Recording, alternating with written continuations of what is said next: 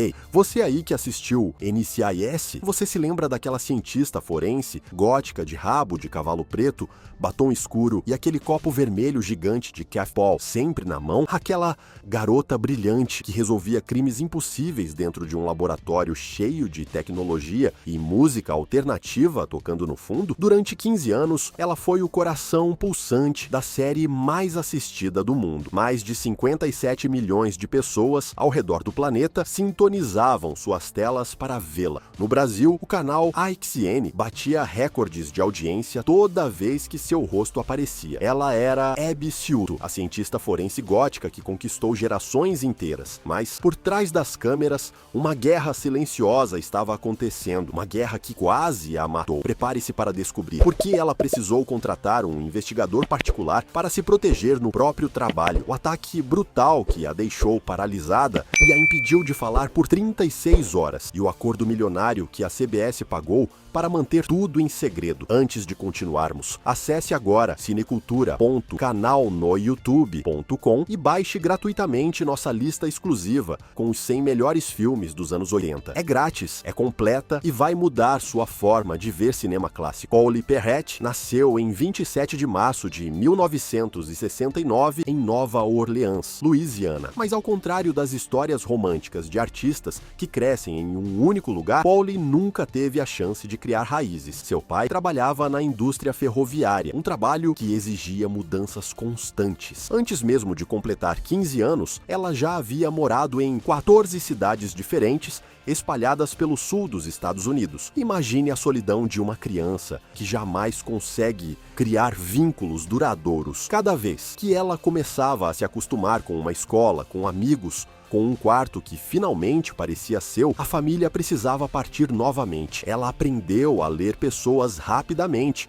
a se adaptar sem questionar, a sobreviver sem pertencer. Essa habilidade de camaleoa, de se moldar a qualquer ambiente, seria crucial anos depois, quando ela pisasse no território implacável de Hollywood. Ela sempre disse que o Alabama era o lugar mais próximo de um lar verdadeiro, não porque passou mais tempo lá, mas porque foi onde sentiu, pela primeira vez, que talvez pudesse ficar. Enquanto outras crianças brincavam de bonecas ou assistiam desenhos animados, Paul estava fascinada por algo completamente diferente. Ela devorava livros sobre criminosos reais, estudava casos de assassinatos não resolvidos, decorava técnicas forenses. Aos 10 anos de idade, enquanto suas colegas sonhavam em ser princesas, ela falava abertamente sobre seu desejo de se tornar agente do FBI. Ninguém levava a sério, mas ela não estava brincando. Após terminar o ensino médio, Paul mergulhou de cabeça no mundo acadêmico da criminologia. Ela não fez apenas um curso, ela conquistou diplomas em sociologia, psicologia e justiça criminal. Depois mudou-se para Nova York e ingressou no John Jay College of Criminal Justice para fazer mestrado. Seu objetivo não era fama, era entender a mente humana em seu ponto mais sombrio. Por que algumas pessoas matam sem remorso? Por que outras destroem vidas sem nunca olhar para trás? Essa pergunta a perseguiria por toda a vida e de maneiras que ela jamais imaginou. O ataque que mudou tudo. Durante os anos 1980, enquanto estudava em Atlanta, Geórgia, Paul foi vítima de um assalto violento. Os detalhes exatos nunca foram totalmente revelados, mas o impacto daquele momento foi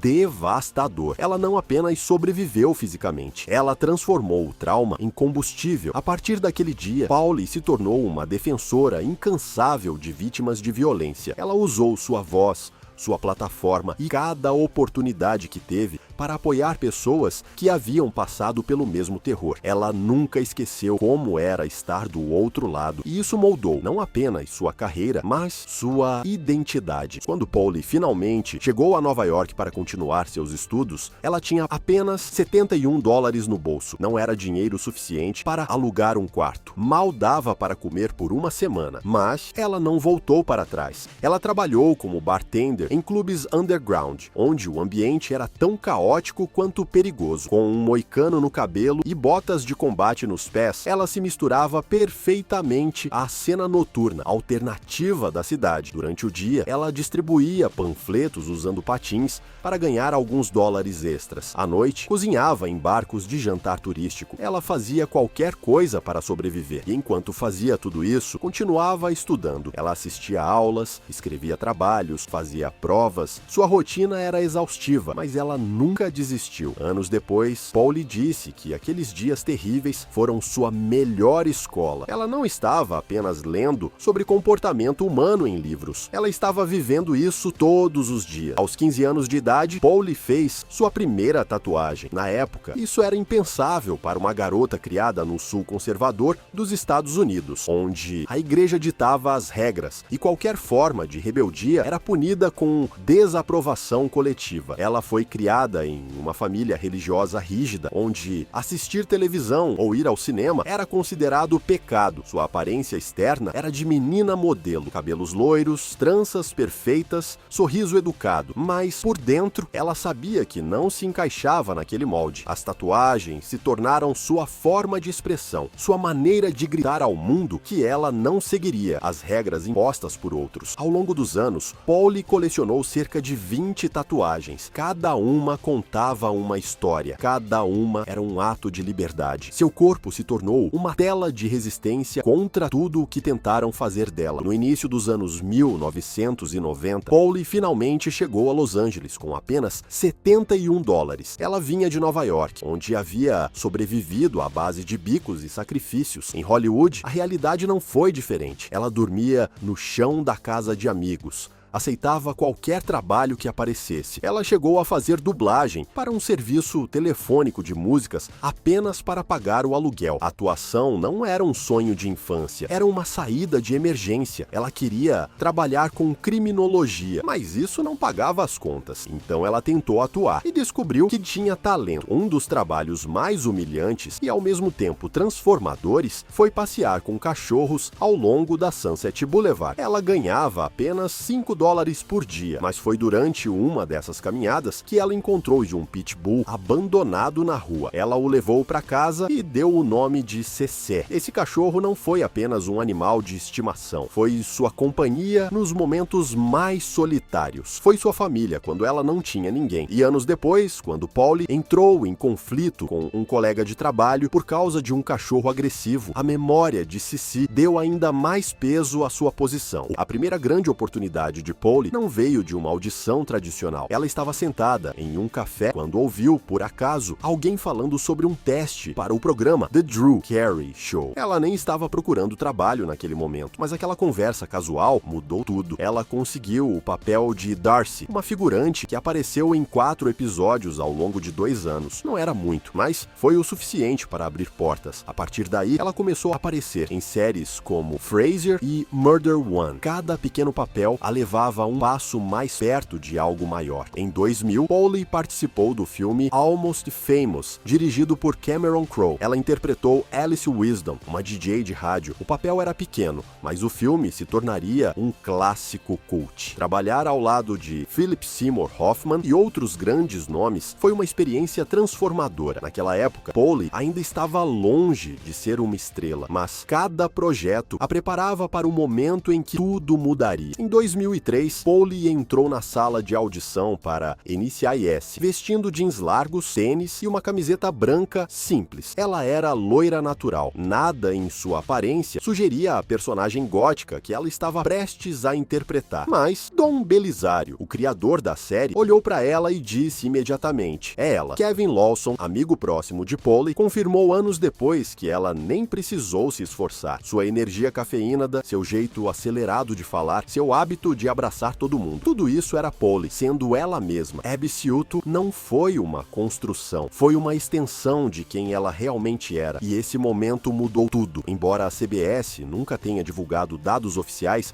comparando a popularidade de Abby com outros personagens, os fãs deixaram claro desde o início. Eles amavam Abby. Ela rapidamente se tornou a favorita absoluta do público. Os roteiristas perceberam a conexão emocional que os espectadores tinham com ela e começaram a expandir seu tempo de tela. Quando Polly deixou a série em 2018, ela havia aparecido em todos os episódios desde o começo. Nenhum outro membro do elenco teve uma trajetória tão completa. Abby não era apenas uma cientista forense, ela era a alma da equipe, e Polly sabia disso. Um pequeno brinquedo de pelúcia roxa, chamado Bert, causou mais confusão nos bastidores de NCIS do que qualquer ator jamais poderia. Bert era um hipopótamo de pelúcia, que fazia sons de flatulência quando apertado, que começou como um adereço de fundo, se tornou uma lenda do set. Membros do elenco e da equipe brigavam para levá-lo para casa. A produção, eventualmente, teve que trancar Bert para evitar que ele fosse roubado. Ele apareceu em episódio após episódio, oferecendo alívio cômico nas cenas mais sombrias.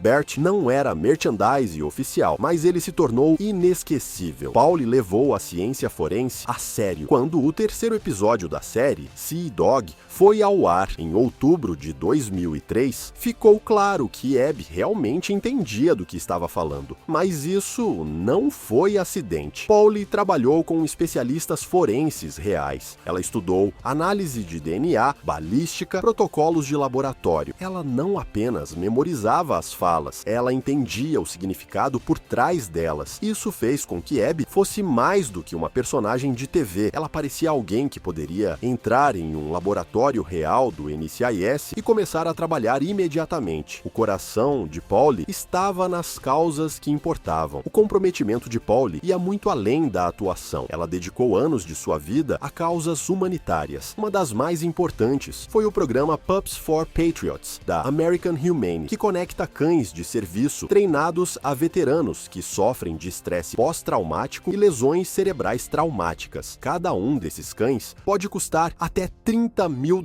para treinar, mas Polly acreditava profundamente na missão. O programa já conectou mais de 160 veteranos com cães treinados, oferecendo a eles não apenas apoio, mas dignidade. Isso refletia o profundo respeito que Abby tinha pelos militares na série. Se você é realmente fã de Polly Parrott e de tudo o que ela representa, escreva agora Abby Forever nos comentários abaixo. A popularidade da série explodiu durante o final da 7ª temporada. Aquele único episódio atraiu mais de 20 milhões de espectadores nos Estados Unidos. Foi um momento decisivo para NCIS. O drama policial até superou as classificações do programa American Idol naquele ano. A série teve um aumento de 25% na faixa etária de 18 a 49 anos em relação à temporada anterior. Saltou de 14,9 milhões para 17,6 milhões de espectadores totais ano a ano. Este não foi apenas mais um final de temporada. Foi o momento em que NCIS se tornou o drama roteirizado número 1 nos Estados Unidos e permaneceu lá por ano. Uma das conquistas de marketing mais estranhas, mas eficazes, veio da bebida favorita de Abby, Caf-Pau. Originalmente, a ideia era que Abby tomasse pílulas de cafeína, mas os produtores não queriam mostrar a personagem Queen tomando comprimidos na tela. Então transformaram isso em uma bebida energética vermelha brilhante, e aquele copo vermelho se tornou icônico. A rede de lojas 7-Eleven aproveitou a ideia e lançou uma promoção que levou a um aumento de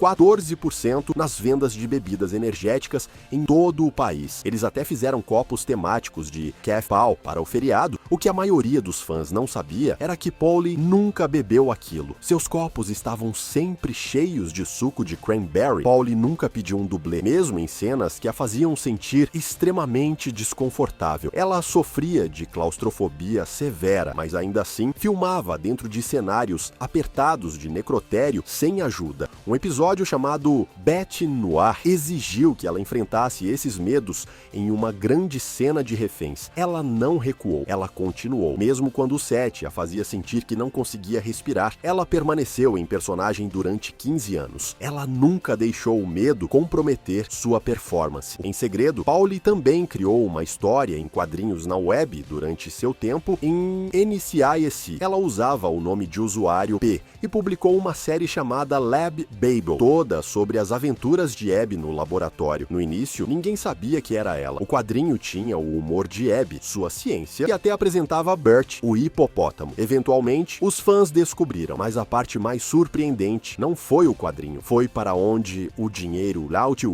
ia. Cada centavo da receita de anúncios foi doado para abrigos de animais em todo o país. Foi um ato silencioso de caridade que ninguém pediu, mas ela fez de qualquer maneira. Em 2011, o Guinness World Records deu a Pauli um título que ninguém jamais havia ganhado antes. Ela foi nomeada a atriz de drama policial mais popular da TV. Isso não foi baseado apenas nas classificações. Veio de algo chamado Key Score, que media o quanto os espectadores gostavam dela pessoalmente, não apenas da personagem dela. Ela venceu atrizes de programas como CSI e Law and Order. Na época, NCIS estava com uma média de mais de 18 milhões de espectadores por episódio. Mas o que a fez se destacar não foi apenas o visual gótico ou o jargão científico, foi como ela fez as pessoas se importarem. Em outubro de 2016, tudo mudou no set de NCIS. Mark Harmon trouxe seu pitbull de resgate, Dave, assim como ele havia feito por anos, sem problemas. Mas naquele dia, algo deu terrivelmente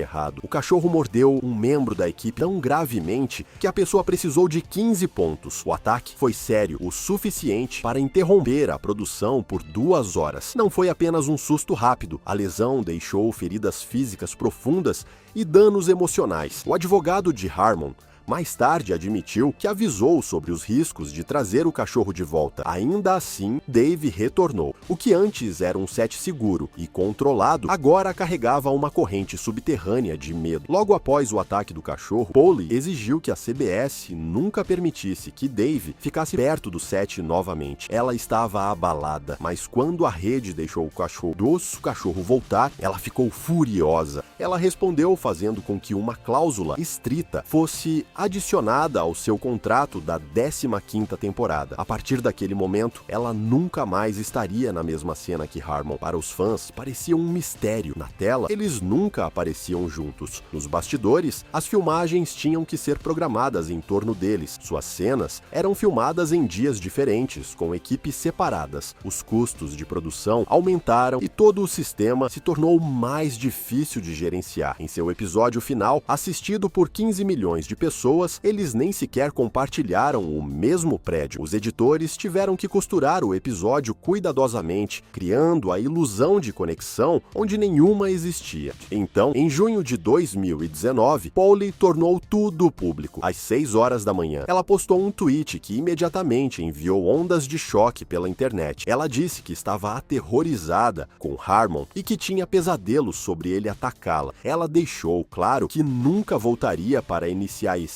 Suas palavras não vieram de uma entrevista à imprensa ou de uma fonte privada. Elas foram diretas, honestas, cruas. A internet explodiu. Sites de entretenimento travaram enquanto os fãs tentavam entender o que ela estava dizendo. A imagem de Harmon como uma figura paterna calma na TV foi subitamente abalada. Ele permaneceu em silêncio. Esse silêncio, para muitos, apenas adicionou peso às suas palavras. O que não era conhecido antes era que Pauli já havia registrado 3 queixas separadas de segurança com o RH. Estas não eram apenas rumores sobre desacordos ou conversas salariais. A CBS, mais tarde, confirmou que ela havia levantado preocupações mais de 1 ano antes de deixar o show. Em 2018, ela tuitou que havia sofrido múltiplas agressões físicas. Suas postagens sugeriam que ela foi forçada ao silêncio e culpava uma máquina poderosa por espalhar mentiras sobre sua saída. Ela disse que se sentia insegura indo trabalhar e precisava de terapia depois. O fato de ela ter apresentado 3 relatórios diferentes mostra que ela tentou seguir os canais adequados. Também sugere que a CBS teve várias chances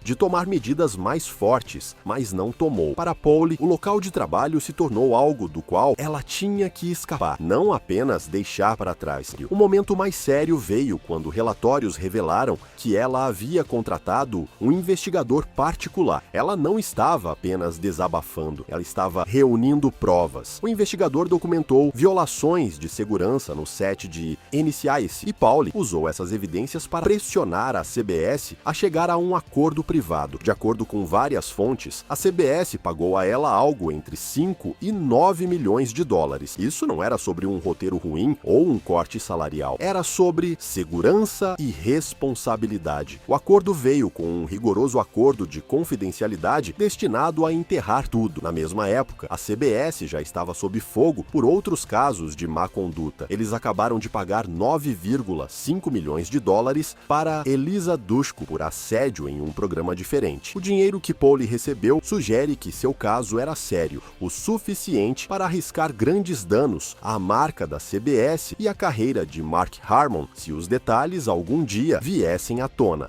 2 anos depois, Pauly tentou fazer um retorno com uma nova sitcom chamada Broke. Começou forte. Em 2 de abril de 2020, mais de 7 milhões de pessoas sintonizaram, mas o sucesso não durou. As classificações caíram rapidamente. No final da temporada de 13 episódios, apenas 3,6 milhões de pessoas ainda estavam assistindo. Na demografia chave de 18 a 49 anos, o programa Way You havia caído para uma classificação de 0,4. Esse número está bem abaixo do que as redes precisam para manter um programa vivo. Os críticos também não foram gentis, chamando o programa de chato e sem direção. A CBS havia esperado reviver sua carreira na TV, mas tudo terminou em silêncio. Depois de ser uma das maiores estrelas da televisão em horário nobre, o retorno de Pauly desmoronou sob números baixos e recepção fraca. Apenas 2 meses depois que Broke foi cancelado, Pauly enviou uma última mensagem. Em 7 de julho de 2020, ela tuitou: "Estou livre", em cores brilhantes de arco-íris. Não foi apenas uma atualização feliz, foi sua aposentadoria oficial da atuação. Ela disse que agora só responde a Deus, animais e plantas.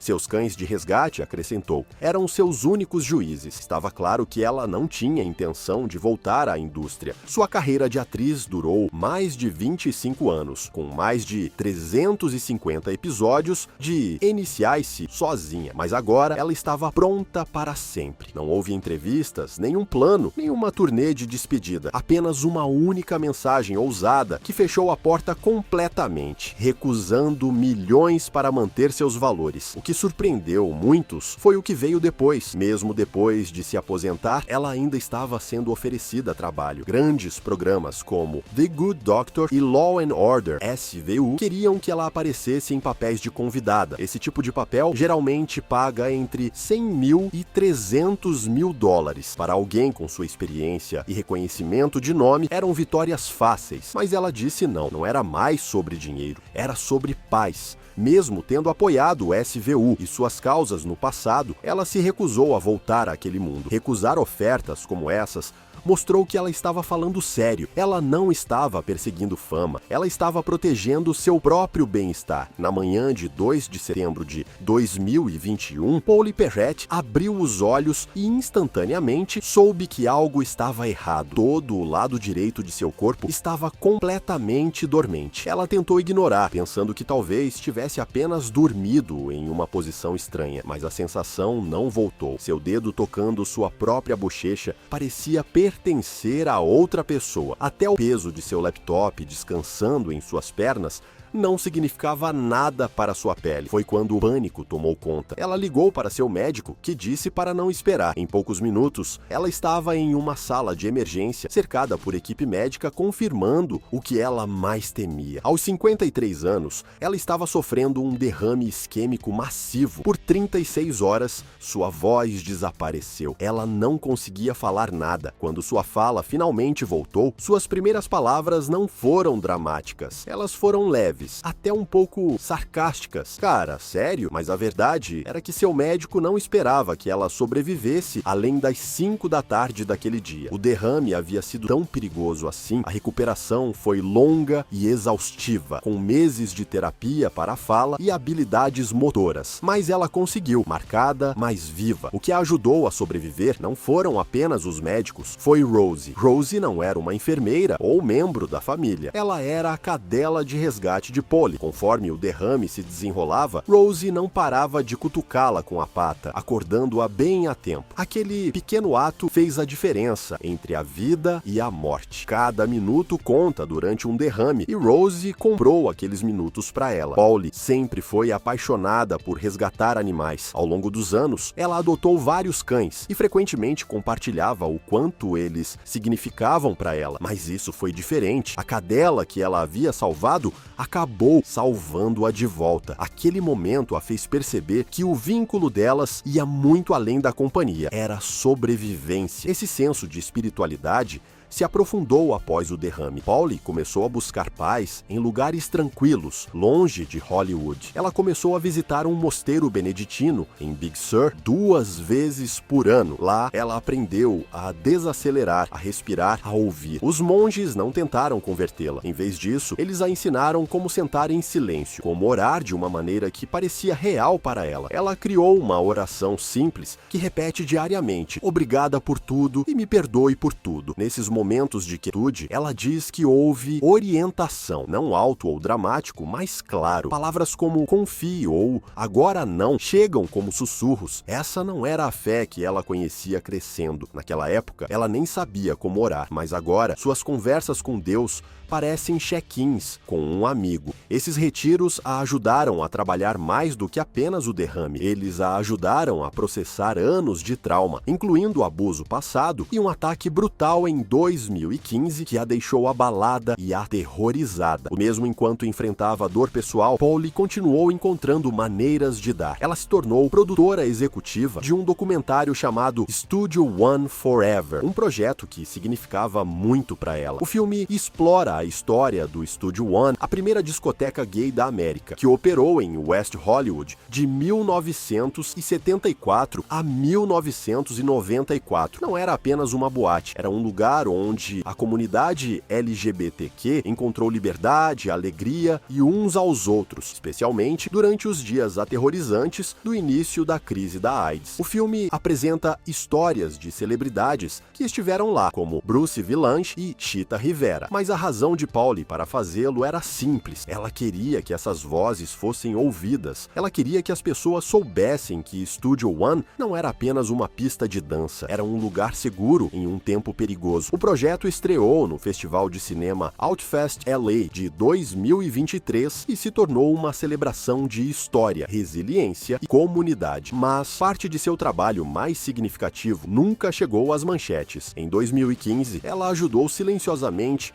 uma jovem paciente com câncer, chamada Cristina Flores. Cristina era uma grande fã de Iniciae-se e sonhava em conhecer Abby Silto. Graças à fundação Make-A-Wish, esse sonho se tornou realidade. Elas se encontraram, passaram tempo juntas e até fizeram tatuagens temporárias combinando. Semanas depois, Cristina faleceu. Ninguém sabia na época, mas Polly havia pagado todo o mal. Com o funeral e as despesas de viagem para a família de Cristina. Não foi para publicidade, foi privado. A única razão pela qual se tornou público foi um tweet da tia de Cristina, que foi posteriormente excluído. Polly nunca comentou. Ela não precisava. Ela já havia feito o que importava. Honrado uma garotinha cuja força tocou seu coração, Hollywood continuou ligando, mas Polly continuou escolhendo seus valores. Em 2007, a revista Playboy ofereceu a ela $750 mil para posar. Ela disse não. Em 2013, eles voltaram com quase $1 milhão. Ela os recusou novamente. Naquela época, Iniciae-se era um dos maiores programas da TV, com mais de 19 milhões de pessoas assistindo toda semana. A Playboy presumiu que ela diria sim, mas ela não queria fazer parte de nada que transformasse mulheres em objetos. Ela sabia que jovens fãs estavam assistindo e ela queria enviar uma mensagem diferente. Em uma entrevista de 2014 com a TV Guide, ela disse que as ofertas não atentaram nem um pouco. Ela acreditava em mostrar força de outra maneira e ela manteve essa crença, mesmo quando isso lhe custou caro. Mas talvez a maior surpresa tenha vindo em 2023, quando o testamento de Polly vazou durante um processo de inventário em Los Angeles. O valor total de seu patrimônio era de mais de $22 milhões. milhões de dólares. Nenhum único dólar foi deixado para a família ou amigos. Em vez disso, cada centavo ia para abrigos de animais sem sacrifício e para o projeto Inocência. Seu advogado confirmou, dizendo que ela queria evitar qualquer drama de herança. Ela já havia passado anos apoiando essas causas. Em um ano sozinha, ela resgatou 12 cães. Seu testamento foi dividido com cuidado: 60% para abrigos, 40% para ajudar a libertar os erroneamente condenados. Ela até fez um pedido final. Suas cinzas seriam divididas. Metade seria espalhada perto de um parque para cães. A outra metade iria para o centro de resgate, onde ela encontrou seu primeiro cachorro.